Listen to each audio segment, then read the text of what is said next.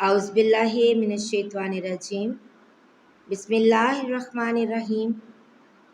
محمد بن یوسف بکندی نے بیان کہا کہ ہم سے سفیان بن عیینہ نے اعمش سے، انہوں نے عمار بن عمیرہ سے، انہوں نے ابی معمر سے کہ میں نے حباب بن ارد سے پوچھا کہ کیا نبی کریم صلی اللہ علیہ وآلہ وسلم ظہر اور عصر کی نمازوں میں قرأت کیا کرتے تھے؟ تو انہوں نے کہا کہ ہاں۔ میں نے کہا کہ حضرت صلی اللہ علیہ وآلہ وسلم کی قرأت کرنے کو آپ لوگ کس طرح معلوم کر لیتے تھے؟ فرمایا کہ آپ صلی اللہ علیہ وآلہ وسلم کی داڑھی مبارک کے ہلنے سے۔ صحیح بخاری حدیث نمبر 761۔ مکی بن ابراہیم نے بیان کیا، انہوں نے ہشام دستوائی سے، انہوں نے یحییٰ بن ابی کثیر سے، انہوں نے عبداللہ بن ابی قتادہ سے، انہوں نے اپنے باپ حضرت ابو قتادہ رضی اللہ تعالیٰ عنہ سے کہ نبی کریم صلی اللہ علیہ وآلہ وسلم ظہر اور عصر کی 2 رکعات میں سورہ فاتحہ اور ایک سورت پڑھتے تھے، اور آپ صلی اللہ علیہ وآلہ وسلم کبھی کبھی کوئی آیت ہمیں سنا بھی دیا کرتے تھے۔ صحیح بخاری حدیث نمبر 762۔ امام مالک نے ابن شہاب سے خبر دی، انہوں نے عبید اللہ بن عبداللہ بن عتبہ سے بیان کیا، انہوں نے حضرت عبداللہ بن عباس رضی اللہ تعالیٰ عنہ سے بیان کیا کہ ام فضل رضی اللہ تعالیٰ عنہا یعنی ان کی ماں نے انہیں والمرسلات عرفا پڑھتے سنا، پھر کہا کہ اے بیٹے، تم نے اس سورت کی تلاوت کر کے مجھے یاد دلا دیا۔ میں آخر عمر میں حضرت صلی اللہ علیہ وآلہ وسلم کو مغرب میں یہی سورت پڑھتے ہوئے سنتی تھی۔ صحیح بخاری حدیث نمبر 763۔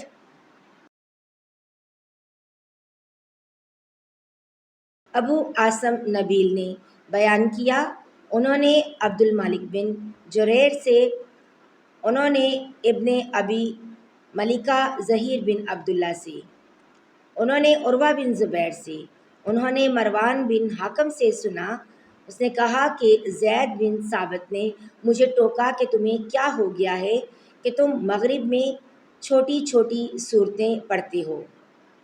میں نے نبی کریم صلی اللہ علیہ وآلہ وسلم کو 2 لمبی صورتوں میں سے ایک صورت پڑھتے ہوئے سنا۔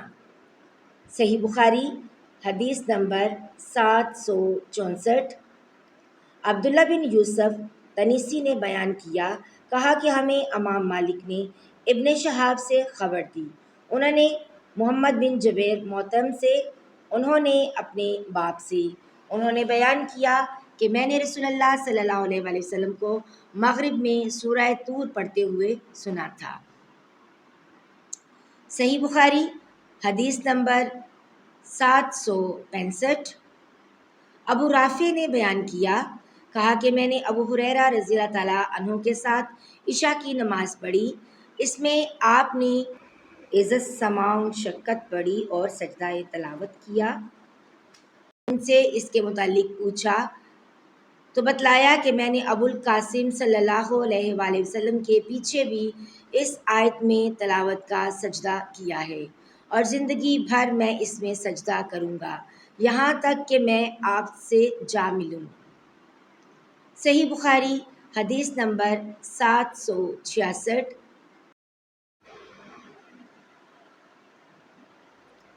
ابو ولید ہشام بن عبد المالک نے بیان کہا کہ ہم سے شعبہ نے بیان کیا عدی بن ثابت سے، انہوں نے بیان کیا کہ میں نے برا بن عازب سے سنا، آپ نے فرمایا کہ میں نے رسول کریم صلی اللہ علیہ وآلہ وسلم سے سنا، آپ سفر میں تھے کہ عشاء کی 2 پہلی رکعت میں سے کسی ایک رکعت میں آپ نے والتین والزیتون پڑھی۔ صحیح بخاری حدیث نمبر 767۔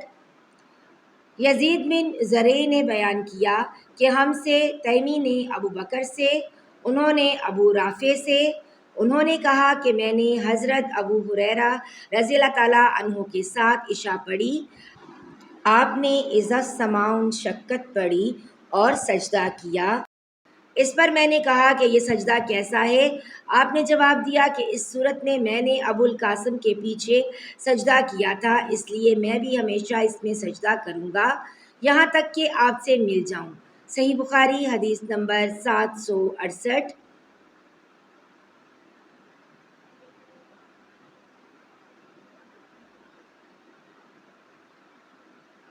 عدی بن ثابت نے کہا، انہوں نے برا رضی اللہ تعالیٰ عنہ سے سنا، انہوں نے بیان کیا کہ میں نے نبی کریم صلی اللہ علیہ وآلہ وسلم کو عشاء میں والتین والزیتون پڑھتے سنا، میں نے آپ سے زیادہ اچھی آواز یا اچھی قرأت والا کسی کو نہیں پایا۔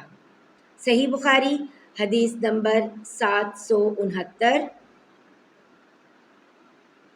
شعبہ نے ابو عون محمد بن عبداللہ سخوی سے بیان کیا، انہوں نے کہا کہ میں نے جابر بن سمرہ سے سنا، انہوں نے بیان کیا کہ امیر المومنین حضرت عمر رضی اللہ تعالیٰ عنہ نے حضرت سعد بن ابی وقاص رضی اللہ تعالیٰ عنہ سے کہا کہ آپ کی شکایت کوفہ والوں نے تمام ہی باتوں میں کی ہے،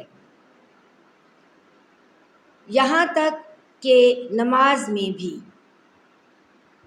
انہوں نے کہا کہ میرا عمل تو یہ ہے کہ پہلی 2 رکعت میں قرأت لمبی کرتا ہوں اور دوسری 2 میں مختصر، جس طرح میں نے نبی کریم صلی اللہ علیہ وآلہ وسلم کے پیچھے نماز پڑھی تھی، اس میں کسی قسم کی کمی نہیں کرتا۔ حضرت عمر رضی اللہ تعالیٰ عنہ نے فرمایا کہ سچ کہتے ہو، تم سے امید بھی اسی کی ہے۔ صحیح بخاری حدیث نمبر 770۔